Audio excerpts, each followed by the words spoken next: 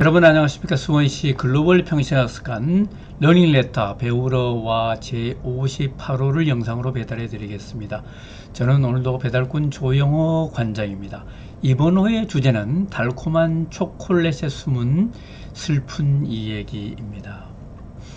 네, 여러분 초콜릿 좋아하시나요? 초콜릿 달콤하고 참 좋지요. 크리스마스 선물, 또 발렌타인 선물, 각종 이벤트에 연인끼리 주로, 그리고 친한 사람들끼리 주고받는 그런 달콤한 선물인데요.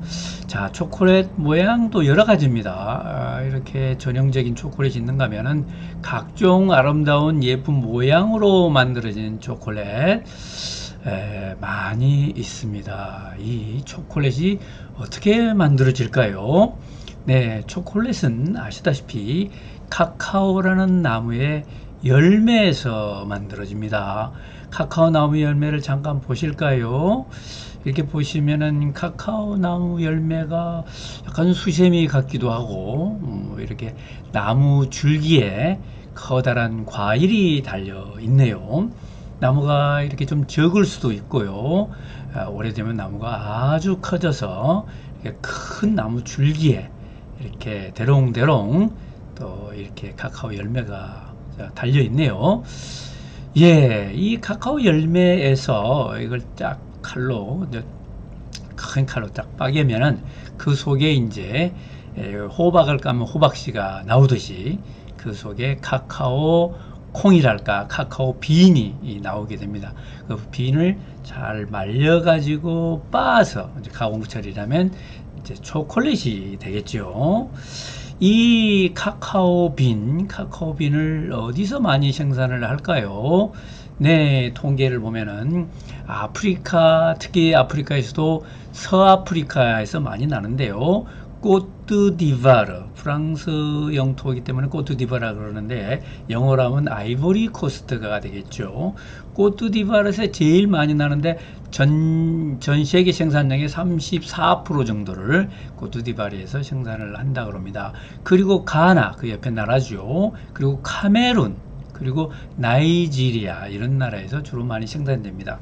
그 서아프리카 이외의 나라에서는 이제 인도네시아, 브라질, 파푸아 뉴기니아 이런 데서 나기도 하는데 워낙 서아프리카에서 많이 나는 거죠. 전 세계 생산량의 한 70%, 그 중에서 또 꼬트디바르는 34%를 점유를 하니까 서아프리카에 내서 나는 생산량의 반 정도는 꼬트디바르에서 난다고 할 수가 있겠습니다.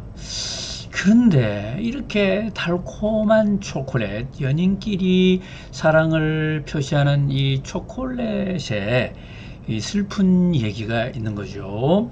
이 가나 같은 나라에서, 꼬트디바르 같은 나라에서 이 카카오 열매를 따는 사람이 누구일까요? 주로 미성년 아이라는 거죠.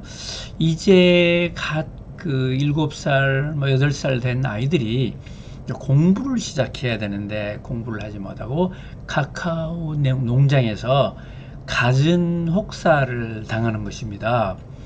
아동노동, 미성년자 노동이 문제가 되고 있습니다. 카카오 나무에 올라가서 열매를 따서 머리에 지고 오기도 하고요. 카카오 나무가 크면은 나무 위로 올라가야 되는데 어른은 올라가기 힘들지 않습니까? 그러니까 애를 보내서 올라가고, 그래서 큰 칼을 들고 가니까 뭐 위험하기도 하고 여기서 떨어질 수도 있죠. 다치기도 하고 그러죠. 그러고 이제 말리고 또 그걸 가공까지는 안 되겠지만 약간의 처리를 하고 이런 일들을 전부 아동들이 한다는 거예요. 그래서 우리가 초콜릿을 많이 먹으면 먹을수록, 초콜릿 소비가 늘면 늘수록 이런 문제는 더 심각해지는 거죠. 초콜릿 하나 1,000원짜리라고 하면 1,000원 중에 이 아이들한테 생산자에게 가는 돈은 20원, 많아봤자 30원 밖에 안 된다 그럽니다. 근데 더 이제 가격 경쟁이 심해지면 20원조차도 못 받는 것이죠. 저는 CNN에서 보도하는 거 보니까 가나 아이들이 초콜릿을 카카오를 열심히 수확을 하는데 이것이 어디에 쓰이는지 완제품이 그 달콤한 초콜릿이라는 사실조차도 모르고 일을 하고 있더라고요. 우리가 즐기는 사이에 이런 아이들은 또 고통받는 아이들이 또 있습니다. 이게 세상에 이래서는 안 되지 않습니까? 그래서 나온 것이 공정무역이 되겠습니다.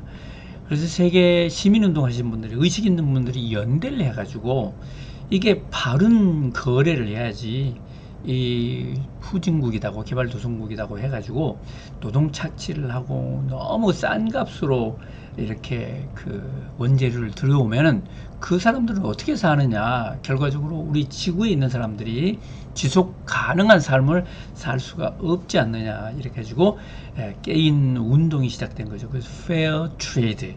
그래서 페어 트레이드 세계 공정무역협회가 만들어지고 90년대 들어와가지고, 그리고 우리는 제대로 제값을 주고 제대로 된 여건하에서 우리 이 제품을 가져옵니다. 원재료를 가져옵니다.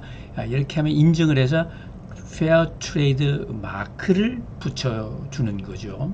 소비자들은 이제 이런 사실을 알고 페어 트레이드 공정무역 마크 있는 제품을 소비를 해주면 좋을 것 같습니다. 네, 페어 트레이드 마크.